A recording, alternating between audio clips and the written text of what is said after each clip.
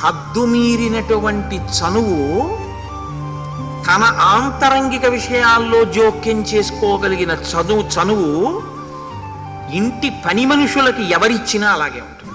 నాకేమీ అందులో అభ్యంతరమేం లేదు. నేను ఈ మాట చెప్తున్నానంటే, మీ ఇంట పని చేసేటటువంటి వాళ్ళని మీ బిడ్డల్లా ప్రేమించండి. నేను కాదన్ను, నేను ప్రేమిస్తాను.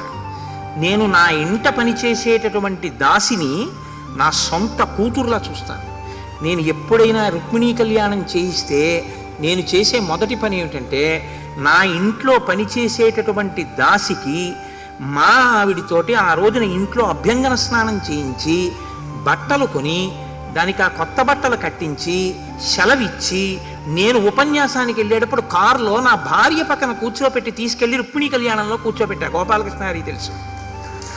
ఒక్కటే కారణం, నా కడుపున పుట్టిన కూతురికి యోగ్యుడైన వరుడు వచ్చి దాని జీవితం ఎలా శోభిల్లాలో నా ఇంట పనిచేసినటువంటి దాసి జీవితం కూడా అలాగే వర్ధిల్లాలి.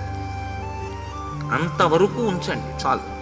తప్ప నువ్వు నా కూతురు లాంటి దానివన్న ప్రేమ కడుపులో ఉంటే చాలు. దానికి తెలియదు, ఇంకా ఆ పరిణతి లేదు. పరిణతి లేని దాని దగ్గర మీరు చనువెక్కువిస్తే అది రేపు నీ భార్య గురించి తెలియక ఏదైనా మాట్లాడితే ఇబ్బందులు వస్తాయి.